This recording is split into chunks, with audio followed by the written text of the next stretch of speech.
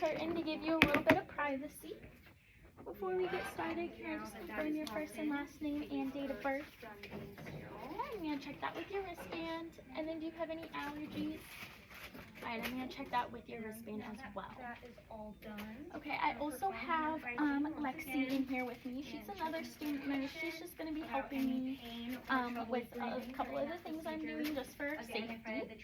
So I checked the doctor's orders, and your doctor wants me to provide some tracheostomy care, so that includes suctioning, cleaning, and then replacing the collar and replacing the inner cannula. Does that sound okay? Alright, are you feeling any pain right now? Can you rate that 0 out of 10, 10 being the worst? A 3? Okay, do you think you need any pain medication before we get started? No? Okay. So I'll explain the procedure a little bit as we go, and then if you have any questions at all, just let me know. Alright, so I'm going to start setting up my supplies, but I do want to let you know that this procedure can get uncomfortable for patients. You may feel a little bit of shortness of breath, like you can't breathe a little bit. So I do like to develop a signal with my patients so that if you feel like you need me to stop, I know, and I will stop the procedure. So I'm just going to have you hold up 2 fingers for me. Does that work for you? Okay. So if at any point you think you need me to stop, just hold up those 2 fingers and I will stop. Alrighty, so I'm going to start by moving you up to a little bit of a higher working height.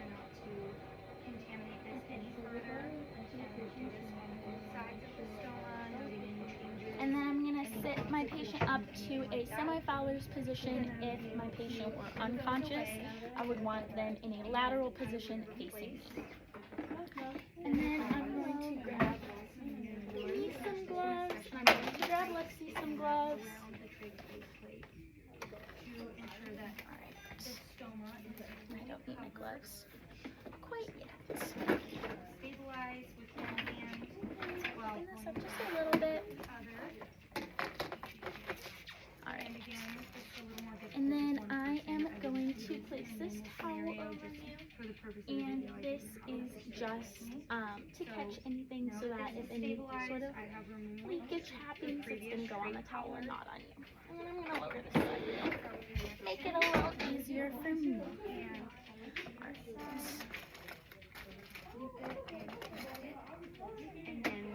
And then I'm going to set up my supplies. I will wrap the new one around the patient's neck. And since this is not a new thing of solution, I would want to lip it first and check the expiration date. And I can put a little bit in there. I'm just preparing all my supplies first. This catheter has already been opened, so it's gonna wiggle around a little bit. Normally it wouldn't be opened, and I would just open it a little bit so that I have access to it. And then I'm going to open my swabs, and then I'm going to open my inner cannula. And then at this point, I would also want to put on a face shield or goggles and a mask. For the purpose of this video, I'm not going to, just to make it a little bit easier to understand.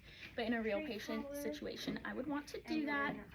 And then while I get my sterile gloves on and prepare to suction, I'm going to have Lexi hyperoxygenate the patient, and this just helps make sure, reduce any respiratory distress. And then I would make sure my suction is turned on as well. My suction is going to be set at 150 millimeters of mercury, and we want to go no higher for an adult. And then I can go ahead and lower your bed for you. Would you prefer to stay sitting up Lexi, a little bit? put on some oxygen. I'm going to get ready. Are you still feeling okay? Alright. Comfortable, and I will leave this call light right here for you. You just let me know if you have any more trouble breathing or if you have any other troubles, okay?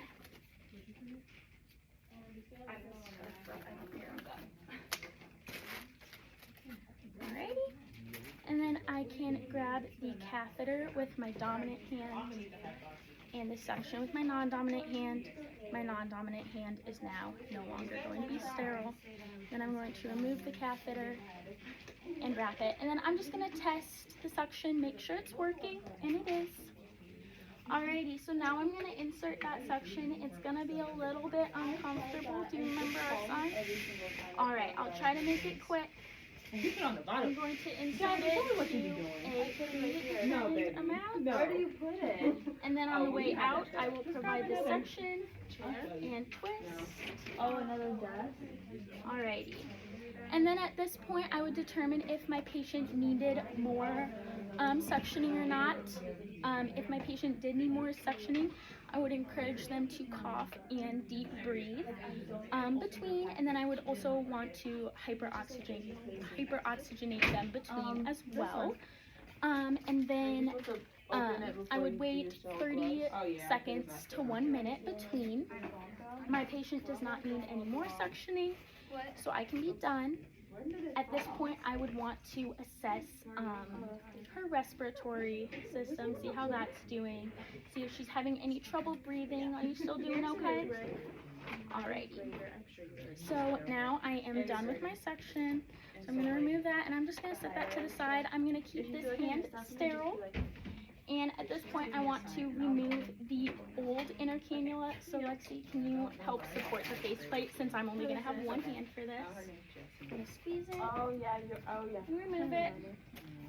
And then with my sterile hand, I can grab my new inner cannula, being sure not to touch it to the outside so that it stays sterile. I'm going to insert that. Alright, so now we have our new inner cannula in.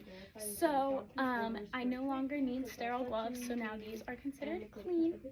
And then I'm just going to start cleaning the area. So I'm going to Hello, my name is place this in my sterile water. Can you give me your name and date of birth, please? I'm going to go under the faceplate and making sure I go from the stoma outward and only one swipe with each. No pain. Okay, if you would have had any pain, we would have administered some pain medications, but since you say you don't have any pain, we won't do that. And then I would take a piece of gauze and I'm just going to pat the area dry. Replacing your tray collar. Are you still doing okay? Alright. Once that area is dry, ideally I would have a special piece of gauze that kind of has a little hole right here for a trach. We don't, and you never want to cut it because then little pieces of the gauze could get into the trach. So I'm just going to use the gauze and wrap it around. We're first going to suction. Place it under the face. You said it was a secondary bag? And I'm going to verify that the suction is 150 milliliters of mercury. Make sure that's working and now that we have that there, I'm going And since we're done with suctioning, I can also have Lexi turn off the suction as well. Sterile packaging. Alright, And I'm now that that is done, I can remove my gloves and I'm going to wrap during secretions. the And I'm also going to catheter up in my gloves as well. And then toss those in the trash. And I'm performing a little more hand hygiene. Now that we have that Alrighty, there, so I'm going now to put at on this my point we're silk going to get ready to change the collar on your trach. So one of us at all times will be holding the trach in place to make sure that it does not come out.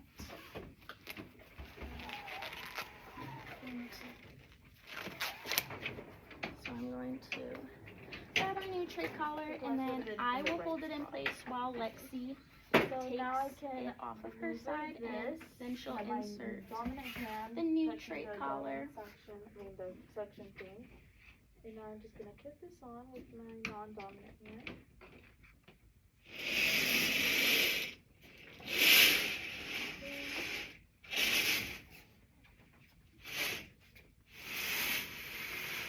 Okay, now that I have that here, I will make sure not to occlude this port while inserting into the trach collar. Okay, Henry, you're gonna feel a little. Alright, and then at this point, Lexi and I can switch. So now she is holding it in place, and I will be replacing the trach collar on this side. So I'm just going to undo it, take that one out, place the new one on. And when I secure this, I want to make sure that it's not too tight and not too loose. So now that it's secure, I'm going to place one finger, make sure I can fit only one finger in between. Alrighty, so now we are done with that. How are you feeling? You're still doing okay? How is your pain? You're doing good? Okay. So, that is all that I have for you. I'm going to lower your bed back down to a comfortable position. Put your bed rail back up for safety. And lower you back down. Alright, and then lower all the way. If my patient were on oxygen before the procedure, I would be sure to replace the oxygen as well. And then do you have any questions for me? Open as well. Okay. Alright, so I have placed your call light near you, so if you need anything, you can just press that, and now I'm just going to get to cleaning up, okay? Alright, thank you.